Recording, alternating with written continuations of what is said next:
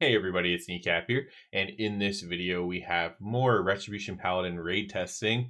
This time we have Rasha'nan Heroic that we were raid testing, and we'll go through the fight, give any kind of insights that are helpful for Retribution Paladins or melee or whatever, and kind of just go from there. So this fight in particular was, some of the high-end raiders didn't like it. I really enjoyed this fight personally. Sometimes I think they can be a bit snobby when it comes to like saying how fights are. But I just like the fight, frankly. Even though it is, not, it's not the best ever, but it is an early boss. So the mechanic we just saw there with the big circles. So you want to run these out to the side, and you want to be running pretty fast when you drop them, because basically if you're in, it's going to drop webs on the ground, and if you're in the webs at all, for like more than like a second or half second or whatever, you actually get tethered to the webs. And when you break the tether, it does raid damage. So, if everybody drops theirs off in a way where they get tethered, and it might be where you're supposed to get tethered, right? Um, if everybody drops off like that, then that means that you take a ton of raid damage when breaking it. I can imagine on Mythic it'll be even more punishing, but at least as of this testing, just being on your horse and moving while it dropped would be enough to not have you get tethered. And maybe that's not intended, but we'll see. The other big thing with the webs is to just not block, like have a place to run. This is a move around fight. It's kind of a big arena, and you want to make sure that you leave room to walk around the arena essentially. Also, too, real quick, this is like a single target fight mostly, but then there's these little ads that spawn, and you do want to kill them really quickly. So it's like prio AoE. So single target prio AoE. Basically, anybody who can do AoE without specking AoE, that's going to be like the primary focus on AoEing here. And it's not really cleave because it's a lot of little ads. So it's not just like cleaving with your Templar's Verdict or something like that.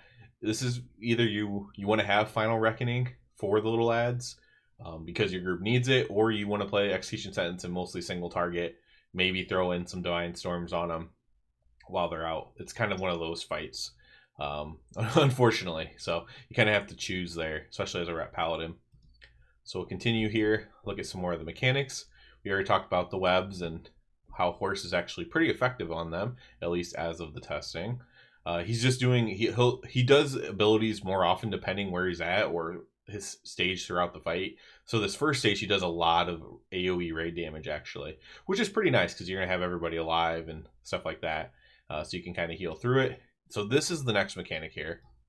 And on Heroic, I don't know how it will work on Mythic, but it's actually really easy to do.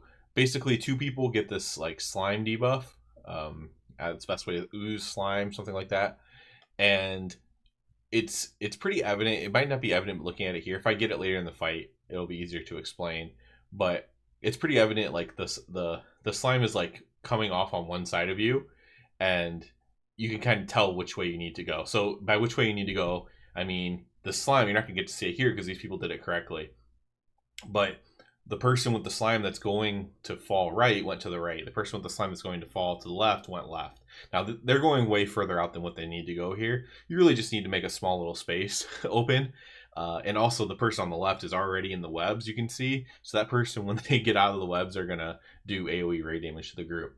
Now, if you go the wrong way, the slime thing goes through the entire raid. It's just this giant line. You can't like really, I don't know, maybe you can jump over it like as a demon hunter or something, but it's just this giant slime wave, and it goes through the raid, does a ton of damage. You don't want to do that. I'm sure they'll have some kind of trick on Mythic difficulty to make it harder, but it was actually pretty easy mechanic. And then as this is happening, these webs are coming out too. That's one reason why you'd want to actually bring this set out a little bit further, is to have room to drop these webs. But you see the big waves on the side there. So they drop their webs. So right here, there's technically no way to get through. Now in Heroic, it seems like during the intermission when the boss moves, that you actually don't get tethered, like while the boss is flying. Again, I don't know if that's intended or not, but basically, so you see okay, so right here, we have another overlap. We had green circles, then we have the webs. That's the same as before. So green circles are going to spawn these ads. I assume you just don't want to stack with the green circle. That's usually what that means. But they're just going to spawn these ads. and you just want to kill these as fast as possible. They do quite a bit of damage, and so this is where you would do like your prio AoE if you were doing that. So we have more webs. I have a web, so you can see here I'm not going to get tethered. Oh, actually, no. This is actually that's perfect. This is the one time I did get tethered, so we can actually look at this again. So let's look at this right here. So what I did wrong was, so if I turned around right now, so I was trying to get it to the edge so we had more room to walk, but there was room already. If I turned around right here and started running back to the raid group, as this is about to hit me, you see these like, you know, webbings coming at me. If I turn around right now, but instead I kind of do like a little U-turn, and that extra thing is what gets me tethered. So right there, that little U-turn through there. So it's actually important to show of how little time you have. And again, this could get fixed because it might be intended that you do get tethered and you have to leave like one at a time or whatever, or pop a healing CD or something to survive it. So this is the boss running. Now you can see I do not get tethered walking through that. I don't think anybody does because there's no big chunks of health going down. He's going to need to get interrupted, and by this time I kind of knew where he was going to fly. Here, so he can technically fly different places, but there seems to be only a certain amount of patterns that he has.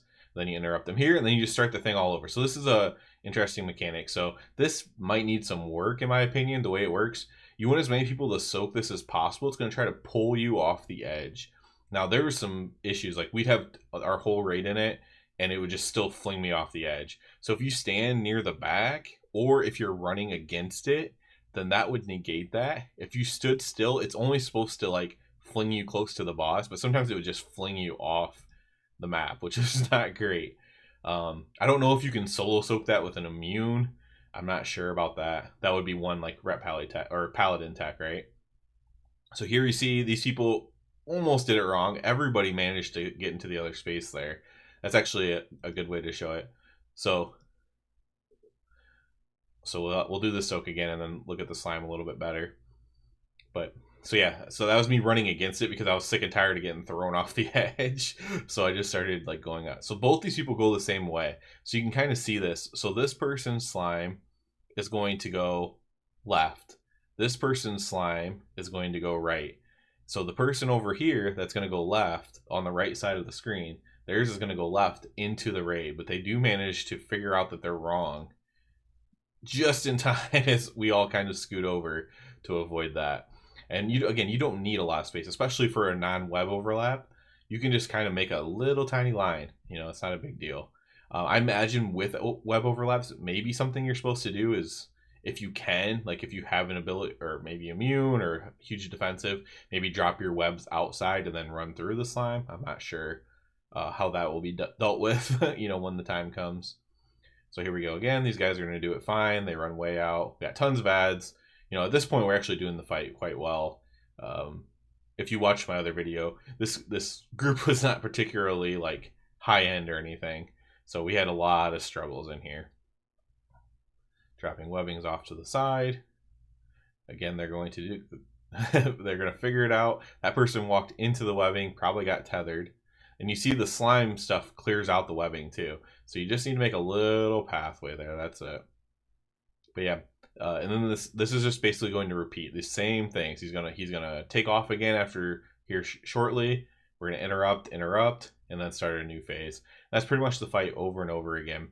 As a rep paladin, what I'll be interested to see in particular in this fight is I'll be interested to see like how we spec for it. It's early enough in the raid that I could see a lot of rets specking like Final Reckoning and padding the AoE, because you're not going to probably be short DPS on an early fight in the raid.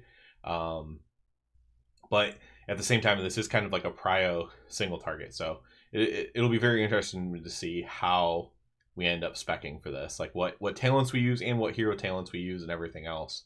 I imagine it'll be Templar hero talent, even if it's AoE ret talents. That's kind of my thought for this type of an early fight in the raid. So it's not at the very beginning, but it's early enough. That'll be it for this one. As always, I do ask you to please subscribe to the channel because it helps me out a lot. If you're already a subscriber, I do encourage you to check out Patreon that I created. And other than that, everybody, have a good one.